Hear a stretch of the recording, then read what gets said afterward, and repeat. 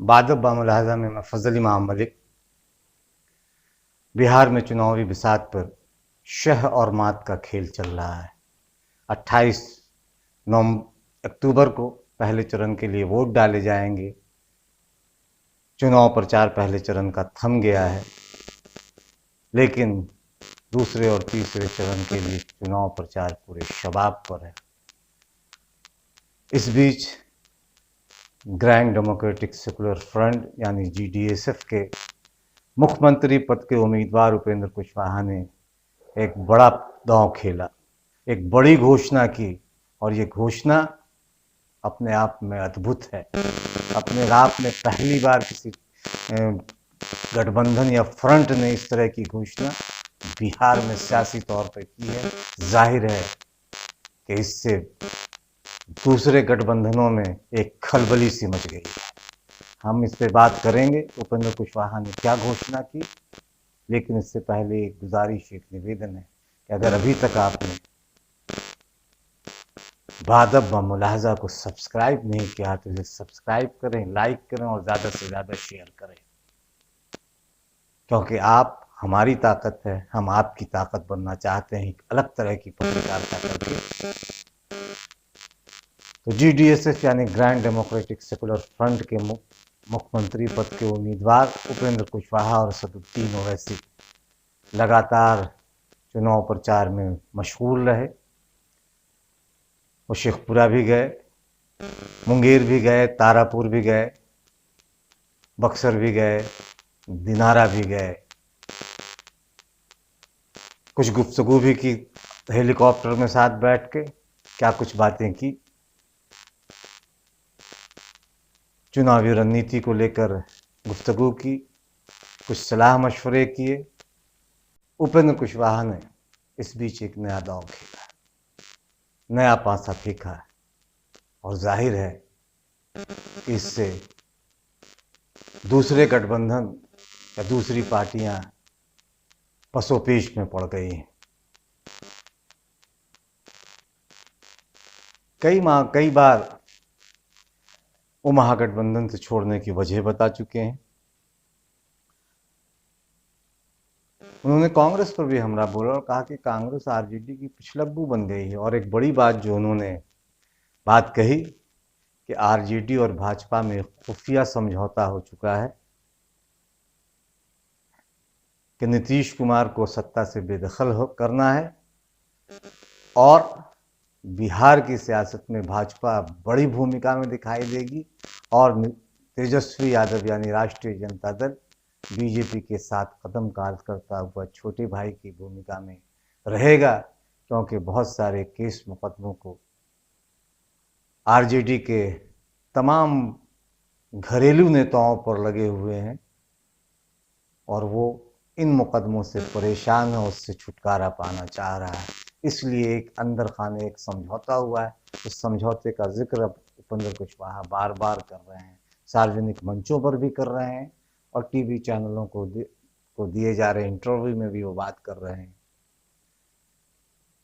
जाहिर है कि इससे एक खलबली है, लेकिन उससे बड़ी खलबली ये है कि उपेंद्र कुशवाहा ने आज साफ ऐलान कर दिया कि अब सिर्फ दलितों, पिछड़ों, अक़लियतों, मुसलमानों, गरीब सवर्णों को सिर्फ वोट के लिए इस्तेमाल नहीं किया जाएगा, बल्कि सियासत में उनकी हिस्सेदारी और साझेदारी सुनिश्चित की जाएगी।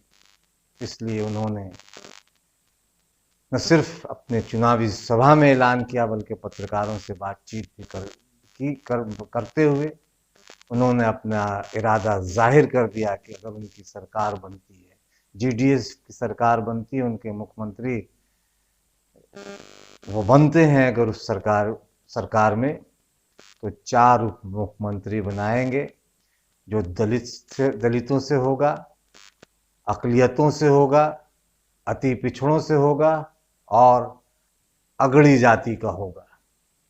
बिहार की राजनीति में ये पहला प्रयोग है, और जाहिर है कि इस ऐलान ने पहले चरण के चुनाव से पहले एक नए जोश और जज्बे से बिहार के दबे कुचले, पिछड़े, वंचित समाज को भर दिया है, जो अब तक सिर्फ सियासत का मोहरा बना हुआ था। सिर्फ सियासी तौर पे उसको सियासी दल इस्तेमाल कर रहे थे, उनकी हिस्सेदारी या साझेदारी की बात नहीं की जा रही थी। लेकिन डेमोक्रेटिक फ्रंट यानी GDA से ग्रैंड डेमोक्रेटिक सेकुलर फ्रंट ने अब अक़लियतों को, दलितों को, अति पिछड़ों को, महादलितों को और अगड़ी जाति के नुमाइंदों को भी उप मुख्यमंत्री बनाने की बात कही है।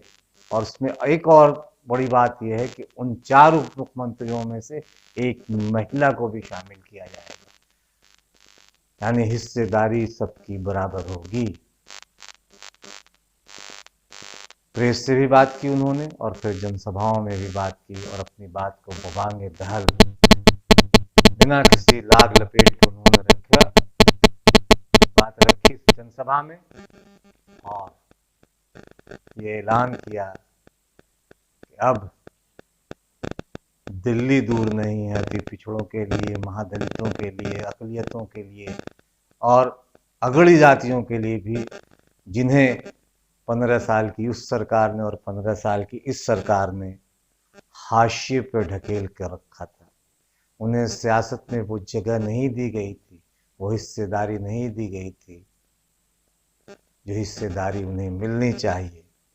इसीलिए उन्होंने वो अब कहते हैं कि न 15 साल ये सरकार, न 15 साल वह सरकार, अब चाहिए अगर चाहिए रोजी रोटी रोजगार तो अब की बार शिक्षा वाली GDSF सरकार।